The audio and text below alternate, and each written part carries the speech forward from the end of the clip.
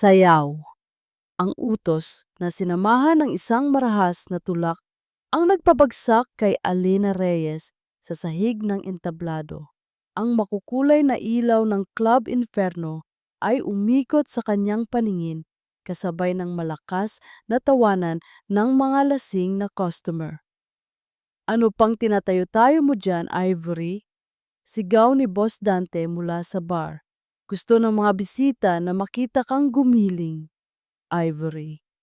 Ang pangalang ibinigay sa kanya sa impyernong ito. Isang pangalang kasing puti ng kaluluwang unti-unti nilang dinudumihan gabi-gabi. Naramdaman niya ang sakit sa kanyang mga tuhod at ang mas matinding sakit ng kahihiyan sa kanyang dibdib. Huminga siya ng malalim, pilit na nilalabanan ang mga luhang nagbabadyang tumulo. Para kina mama at papa, bulong niya sa sarili. Konti na lang. Isang customer na amoy alak at mayabang ang umakyat sa entablado at sinubukang hilahin siya patayo. "Halika na, miss. Huwag ka nang mag-inarte." "Bitiwan mo ako," mahinang sabi ni Alina. "Ano?" Biglang, isang malakas na tunog ng nabasag na baso ang bumasag sa ingay. Lahat ay napatingin sa isang tahimik na mesa sa sulok. Nakatayo roon ang isang lalaki, matangkad, nakasuot ng mamahaling suit. Ang kanyang muka ay kalmado, ngunit ang mga mata ay matalim. Si Miguel Saavedra, ang laging nag-iisang customer sa VIP corner. "Sorry," sabi ni Miguel. Ang boses ay malamig, nakatingin sa basag na baso sa sahig. "Nadulas sa kamay ko." Ang simpleng aksidenteng iyon ay sapat na para makuha ang atensyon ng mga bouncer. Lumapit sila at ang customer na lasing ay mabilis na bumaba sa entablado, ligtas sa ngayon. Pagkatapos ng kanyang shift sa dressing room, nilapitan siya ng nag-iisang taong akala niya ay kaibigan niya. Si Cassandra, ang singer ng club. "Kawawa ka naman, te," sabi nito, inaabutan siya ng tubig. "Lagi ka na lang napag-iinitan. Tawag ka na lang ulit sa akin pag kailangan mo ng tulong, ha?" Ngumiti lang si Alena ng pilit. Habang naglalakad siya pauwi sa isang madilim na eskinita, isang anino ang humarang sa kanyang daan, ang kanyang tito Rodi. "Nasaan na ang parte ko?" tanong nito. "Wala pa po, tito, hindi pa sapat ang kinita ko." "Wala akong pakialam," sigaw nito. "Kung hindi mo maibibigay ang pera, alam mo na ang mangyayari. Baka gusto mong bisitahin ka ulit ng mga kaibigan ni Boss Dante?" At itinulak siya nito bago umalis. Naiwan si Alena na mag-isa, nanginginig sa takot. Mula sa isang impyerno, papunta sa isa pa. Tumingala siya sa langit, sa buwan. Ang tanging saksi sa kanyang walang katapusang kalungkutan. Mula sa di kalayuan, sa loob ng isang itim na kotse, pinanood ni Miguel Saavedra ang lahat. Nakita niya ang pag-uusap. Nakita niya ang pagtulak at narinig niya, sa pamamagitan ng isang listening device, na palihim na ipinalagay ng kanyang mga tauhan, ang bawat salita. Kinuyom niya ang kanyang kamao. Ang galit ay kumukulo sa loob niya. Hindi na pwedeng magtagal pa ito. Ang penthouse unit ni Miguel Saavedra ay isang kaharian ng salamin at bakal, tahimik at malamig. Tinitingnan niya ang syudad mula sa kanyang bintana, ngunit ang kanyang isip ay nasa isang madilim na kalsada. 10 taon na ang nakalipas. Ang ang nakakasilaw na ilaw ng isang paparating na sasakyan, ang malakas na tunog ng nagkikiskisang metal, ang sigaw ng isang babae, ang iyak ng isang bata, ang iyak niya. Hinawakan niya ang isang maliit na peklat sa kanyang noo, isang peklat na nakatago sa ilalim ng kanyang buhok. Isang permanenteng paalala ng gabing iyon, ang gabing namatay ang kanyang mga magulang, at ang gabing hindi lang sila ang naaksidente. Ayon sa police report, 2 sasakyan ang sangkot, ang sasakyan ng mga Saavedra at ang sasakyan ng mga Reyes. Ang driver ng kabilang sasakyan, si Mr. Reyes, ay dead on arrival din. Ang kanyang asawa, kritikal. Ang kanilang anak na babae, si Alena, ay himalang nakaligtas. Ang aksidente ay idineklara bilang isang aksidente lang. Ngunit alam ni Miguel ang totoo. Ang sasakyan ng mga Reyes ay nawalan ng preno, ngunit ang sasakyan nila, ang kanyang ama, ay lasing. Isang katotohanang itinago ng kanilang mga abogado ng kanilang kapangyarihan. Hindi niya kasalanan. Ngunit sa buong buhay niya, naramdaman niya ang bigat ng isang kasalanang hindi niya ginawa. Kaya nang makita niya si Alena Reyes sa unang pagkakataon sa Club Inferno, ang anak ng pamilyang winasak din ng kanyang nakaraan, isang bagay sa loob niya ang nagbago. Hindi ito awa. Ito ay isang responsibilidad, isang pangakong binuo niya sa kanyang sarili. Napoprotektahan niya ang babaeng ito. Sir, ang boses ng kanyang assistant, si Marco, ang gumising sa kanya. Narito na po ang report na pinapahanap ninyo. Inabot nito ang isang folder. Sa loob, ang lahat ng impormasyon tungkol kay Boss Dante, ang kanyang mga koneksyon, ang kanyang mga baho, at ang pinakamahalaga sa lahat, ang kanyang mga utang. May malaki siyang utang sa isang sindikato, paliwanag ni Marco. At bukas na ang deadline. Kung hindi siya makabayad, ang sabi, si Alena daw ang kabayaran. Isang malamig na galit ang gumapang sa buong katawan ni Miguel. Hindi niya hahayaang mangyari iyon. Tumayo siya. Ihanda mo ang kotse at tawagan mo ang bangko. Sabihin mong mag-withdraw ako ng malaking halaga. Saan po tayo pupunta, sir? Tumingin si Miguel sa litrato ni Alena na nasa kanyang mesa.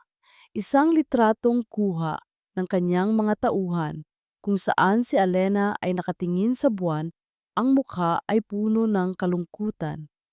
Pupunta ako sa impyerno, sabi ni Miguel, para sunduin ang isang anghel.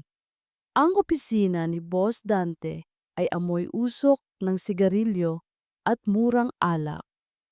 Nakaupo si Alena sa isang upuan sa harap ng mesa nito, ang puso ay kumakabog sa takot. May magandang balita ako sa iyo, Ivory, sabi ni Boss Dante, may isang ngising nakakakilabot. May isang napakalaking isda na kumagat sa pain. Hindi naintindihan ni Alena ang ibig niyang sabihin. Isang napakayamang kliyente, pagpapatuloy nito. Gusto kanyang makasama hindi lang para sa isang gabi, kundi habang buhay. Binibili kanya Ivory at sa presyong hindi ko kayang tanggihan. Nanlamig ang buong katawan ni Alena. Hindi, hindi po ako papayag. Wala kang karapatang hindi pumayag. Sigaw nito, tumayo at hinablot ang kanyang braso. Pag-aari kita. Naalala mo ba? Binili kita mula sa tiyuhin mo. Bitiwan mo ako! Pagpupumiglas ni Alena. Akmang sasampalin na siya nito ng isang malakas na pagbukas ng pinto ang nagpatigil sa lahat. Si Miguel Saavedra. Nakatayo ito roon kalmado. Ngunit ang mga mata ay mas madilim pa kaysa dati. Sa likod niya, 2 sa kanyang malalaking bodyguard. Bitiwan mo siya, Dante, sabi ni Miguel. Ang boses ay hindi pa sigaw, ngunit puno ng isang panganib na mas nakakatakot pa. Natawa si Boss Dante.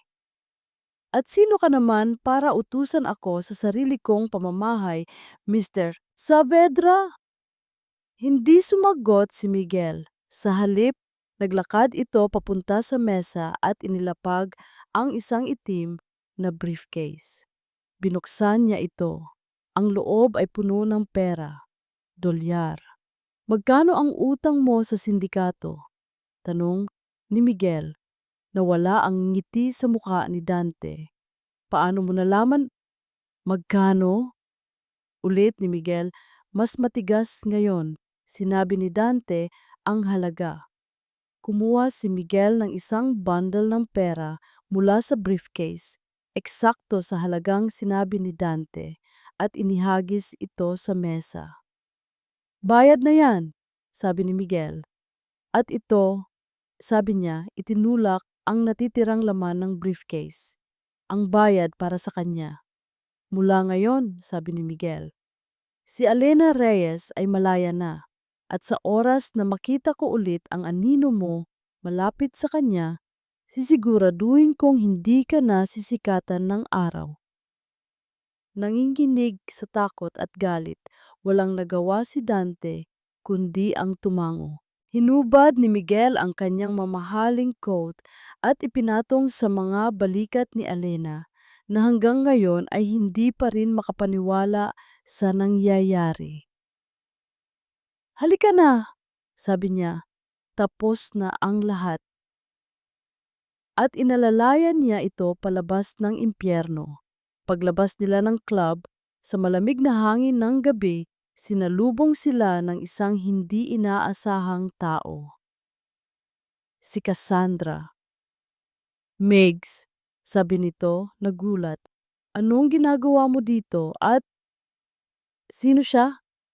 Tiningnan ni Cassandra si Alena na nakasuot ng damit ng club at balot sa coat ni Miguel.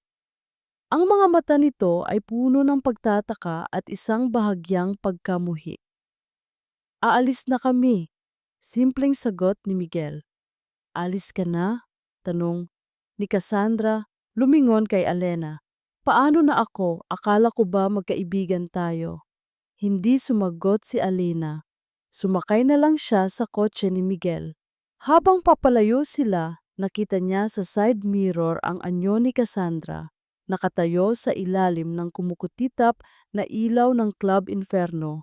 Ang muka ay puno ng isang ekspresyong hindi niya maintindihan. Ang penthouse unit ni Miguel Saavedra ay parang isang mundo mula sa ibang planeta.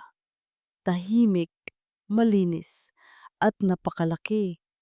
Mula sa salaming pader nito, tanaw ang buong syudad na parang isang kumot ng mga mga alitaptap. Dito ka muna titira, sabi ni Miguel, inilapag ang kanyang briefcase. Nakatayo lang si Alena sa gitna ng malawak na sala, yakap-yakap ang sarili. Pakiramdam niya ay isa siyang basang sisiw na napadpad sa isang palasyo. May guest room sa dulo ng pasilyo, sabi ni Miguel. Pwede kang maligo, may mga damit na doon na ipinabili ko. Damit, pagkain, isang ligtas na tulugan. Lahat ng bagay na matagal na niyang pinangarap ay nasa harap na niya. Ngunit, bakit pakiramdam niya ay mas lalo pa siyang naging bilanggo? Kinabukasan paggising niya, nakahain na ang almusal sa mesa, mga pagkaing sa panaginip niya lang nakikita. Kumain ka na, sabi ni Miguel, na nakabihis na para sa trabaho. Habang kumakain sila, sa isang mahabang lamesa na masyadong malaki para sa kanilang dalawa, sinubukan ni Alena na magtanong. Salamat sa lahat, simula niya. Pero, bakit? Tumingin si Miguel sa kanya. Bakit ano? Bakit mo to ginagawa? Hindi mo naman ako kilala. May utang ako sa'yo. Simpleng sagot nito. Utang? Oo, utang na loob. Dahil sa'yo, may dahilan akong bumangon ulit. Hindi naintindihan ni Alena ang ibig niyang sabihin at hindi na rin ito nagpaliwanag pa. Sa mga sumunod na araw, ganoon ang naging buhay nila. parang dalawang multo sa isang malaking bahay. Si Miguel ay laging nasa trabaho. Si Elena naman ay naiiwan, walang ginagawa. Sinubukan niyang maglinis, magluto, ngunit pinipigilan siya ni Miguel. Hindi kita binili para maging katulong, sabi nito isang gabi. Ang salitang binili ay tumatak sa isipan ni Elena. Yun nga ba siya? Isang bagay na binili? Isang hapon dumalaw si Cassandra. Wow, friend, ang sosyal mo na. Sabi nito, tinitingnan ang paligid. Swerte mo naman sa amo mo. Hindi ko siya amo, sagot ni Elena. Ano pala? Sugar daddy? Tawa ni Cassandra. Huwag kang mag-alala, hindi kita huhusgahan. Ganyan talaga ang mga mayayaman. Si Miguel kilala yan sa pagiging galante sa mga bagay na gusto niya, mga kotse, mga painting, at mga babae. Pero mag-ingat ka, mabilis din siyang magsawa. Ang mga salita ni Cassandra ay parang mga tinik na bumaon sa puso ni Elena. Nang gabing iyon, hindi na nakatiis si Elena. Hinarap niya si Miguel pag-uwi nito. Ano ba talaga ang gusto mo sa akin, Miguel? Sigaw niya. Laruan? Isa ba akong bagong laruan na paglilibangan mo lang hanggang sa magsawa ka? Nagulat si Miguel sa kanyang pagsabog. Hindi yan totoo, Elena. Kung ganoon, ano? Bakit ako? Sa dami ng babae sa mundo, bakit ako?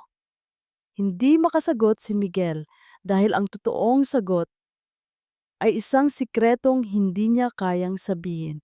Hindi mo masabi, di ba? Sabi ni Elena, ang mga luha ay nag-uumpisa ng tumulo. Dahil totoo, isa lang akong bagay na binili mo. Tinalikuran niya ito, ngunit bago pa siya makalayo, hinawakan ni Miguel ang kanyang braso. May dahilan, sabi nito. Isang dahilang hindi mo pa maiintindihan ngayon. Pero sana maniwala ka, hindi ka isang laruan para sa akin. Habang nag-iisa sa kanyang silid, tinitingnan ni Elena ang kanyang refleksyon sa salamin.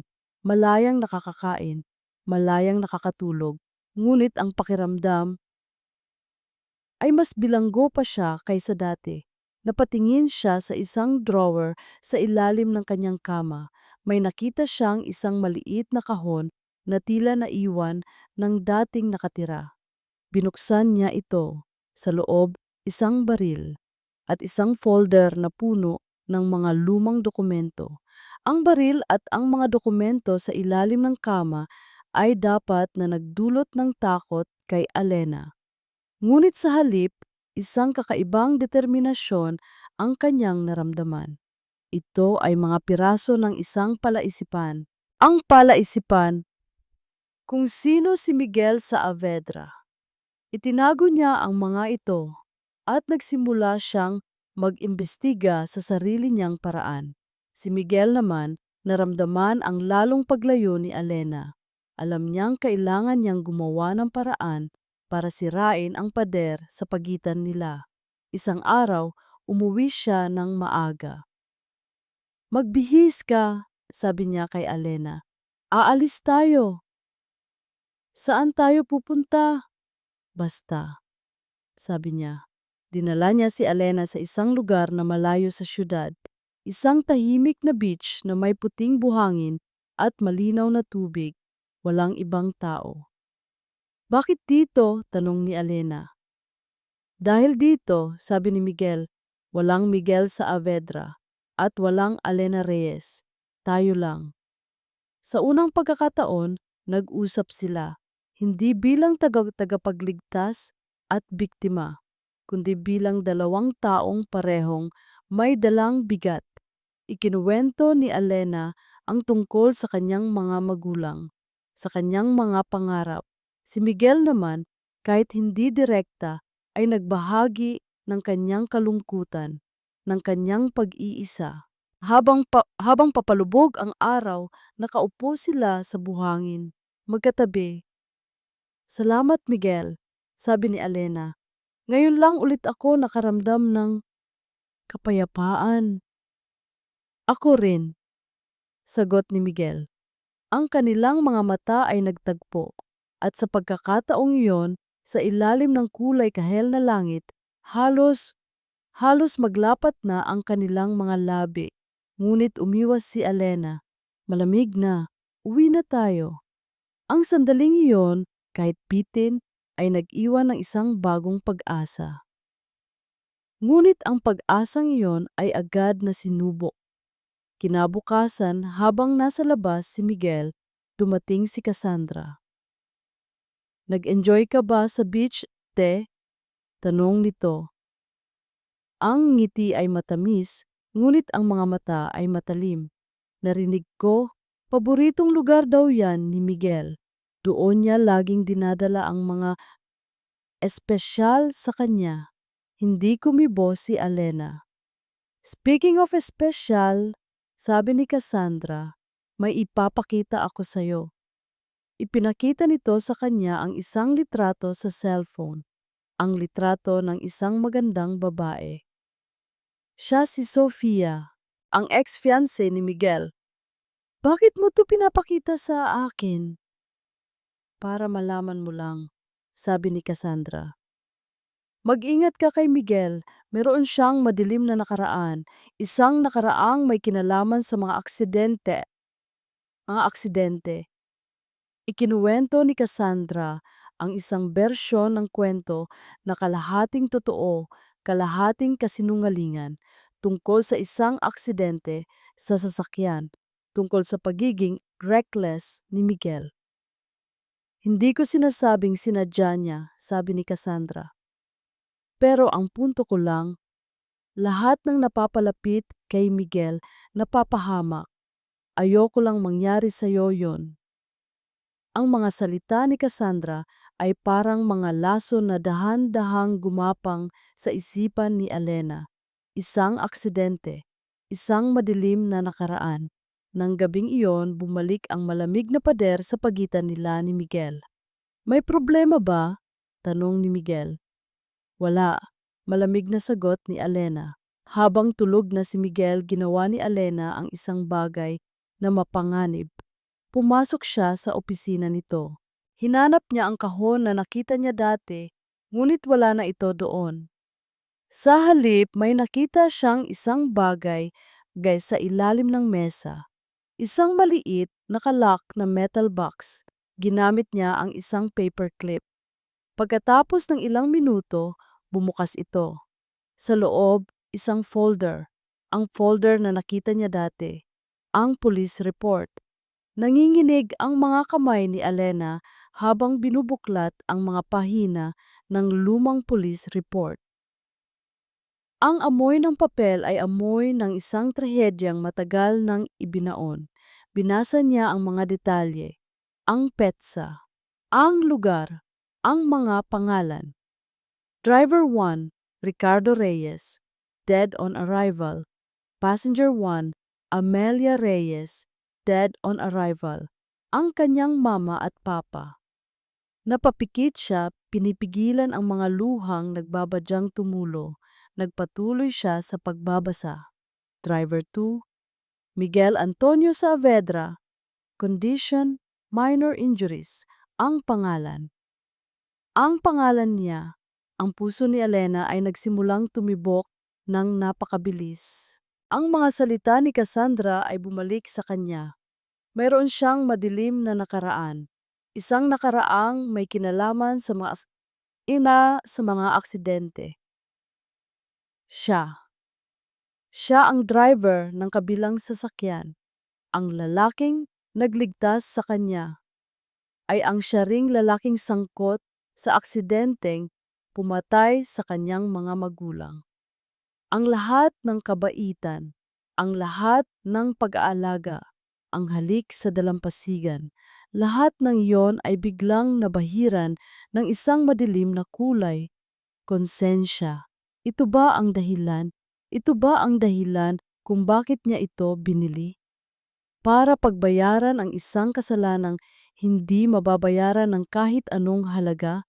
Isang tawa, isang tawang tuyo at walang saya, ang kumawala sa kanyang mga labi.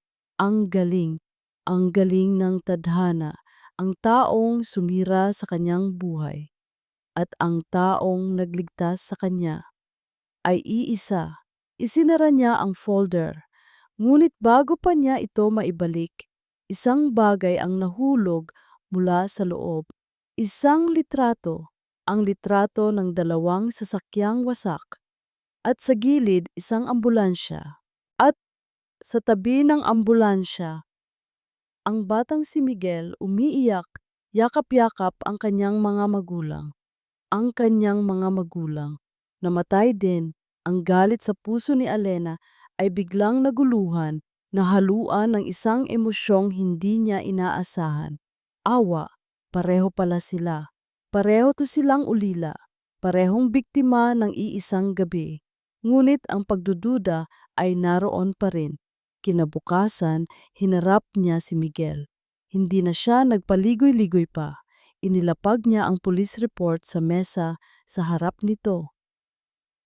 Ano to, Miguel? Nakita ni Alena ang gulat sa mga mata ni Miguel na mabilis na napalitan ng sakit.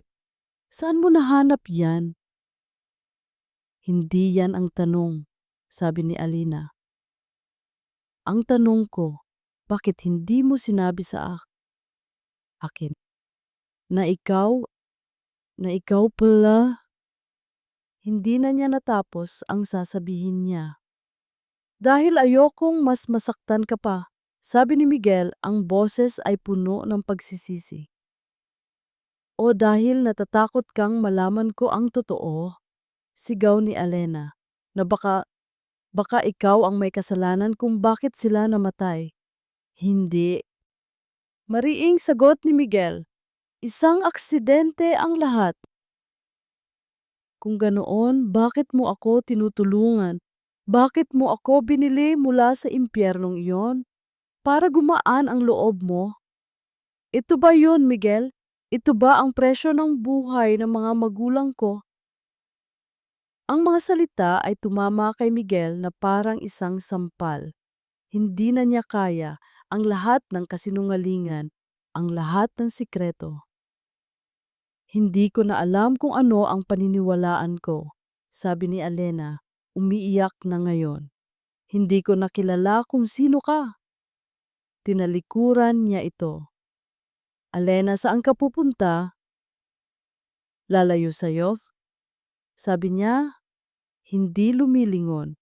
Lalayo sa lahat ng kasinungalingan mo. At naglakad na siya palabas ng penthouse, palabas ng gintong hawla, dala-dala ang isang basag na puso at isang katotohanang mas masakit pa sa kanyang inaakala. Samantala, sa penthouse, natanggap ni Miguel ang tawag mula sa kanyang security head. Sir, tama po kayo. May footage kami. Si Miss Cassandra. Pumasok siya sa opisina ninyo noong isang araw habang nasa labas kayo. Ipinadala sa kanya ang video at nakita niya kung paano binuksan ni Cassandra ang kahon at inilagay sa loob ang isang folder. Ang lahat ng ito, ang pagdududa ni Alina, ang pag-alis niya, ay isang bitag, isang perpektong, malupit na bitag, isang nag-aalab na galit ang bumalot kay Miguel. Ngunit ang galit ay mabilis na napalitan ng isang mas matinding takot. Si Alena, nag-iisa, walang pera, at hinahabol ng kanyang mga demonyo. Hanapin ninyo siya! Sigaw niya sa telepono. Gamitin ninyo ang lahat ng resources natin. Hanapin ninyo si Alena Reyes. Nagmamadali siyang lumabas ng kanyang unit. Sasakay na sana siya sa kanyang kotse nang biglang tumunog ang kanyang cellphone. Isang unknown number. Sinagot niya ito. Miguel, ang boses ni Alena, umiiyak, humihingal. Alena, nasaan ka? Hindi ko alam. Iyak nito. Tulungan mo ako. Sinusundan nila ako, ang tito ko, si Boss Dante. Magkasama sila. Narinig ni Miguel ang ingay sa kabilang linya, mga sigawan. Alena, magtago ka, papunta na ako. Nasa may, nasa may bus terminal ako sa Cubao, sabi nito. Miguel, natatakot Click, namatay ang tawag. Hindi na nag-isip si Miguel. Pinaharurot niya ang kanyang kotse, ang isip ay iisa lang ang sinisigaw. Huwag kang bibitaw, Alena. Parating na ako. Ang bus terminal sa Cubao ay isang magulong dagat ng mga tao. Ngunit para kay Alena, ito ay isang gubat na puno ng mga predator. Tumatakbo siya, nakikipagsiksikan, pilit na iniiwasan ang mga aninong humahabol sa kanya. Nakita niya sila, ang kanyang Tito Rodi. At sa likod nito, si Boss Dante kasama ang dalawa sa kanyang mga tauhan. Wala ka nang matatakbungan, Alena. Sigaw ng kanyang tito, napadpad siya sa isang sulok. Isang madilim na waiting area na kakaunti ang tao. Wala na siyang mapupuntahan. Sumama ka na sa amin ng maayos, sabi ni Boss Dante. May utang ka pa sa akin at sisingilin ko iyon. Wala akong utang sa inyo. Ang kalayaan mo, humisi si Dante, ay hindi libre. Akmang hahawakan na siya ng kanyang tito nang isang boses ang pumigil sa lahat. Subukan mong hawakan siya, lumingon ang lahat. Nakatayo sa dulo ng pasilyo, ang anyo ay tila mas malaki sa ilalim ng mga ilaw ng terminal, ay si Miguel. Hindi siya nag-iisa. Sa likod niya ang kanyang mga security personnel, tahimik at handa. Saavedra, sabi ni Boss Dante, huwag ka nang makialam dito, tapos na ang bayad mo sa kanya. Nagkakamali ka, sagot ni Miguel, dahan-dahang lumalapit.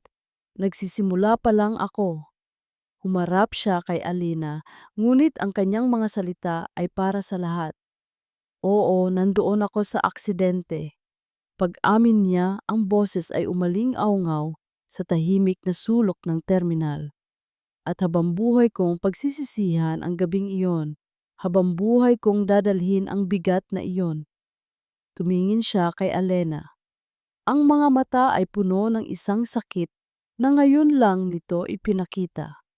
Pero hindi ko sila pinatay. At hinding-hindi ko ginamit ang trahedyang iyon para sa sarili kong kapakanan.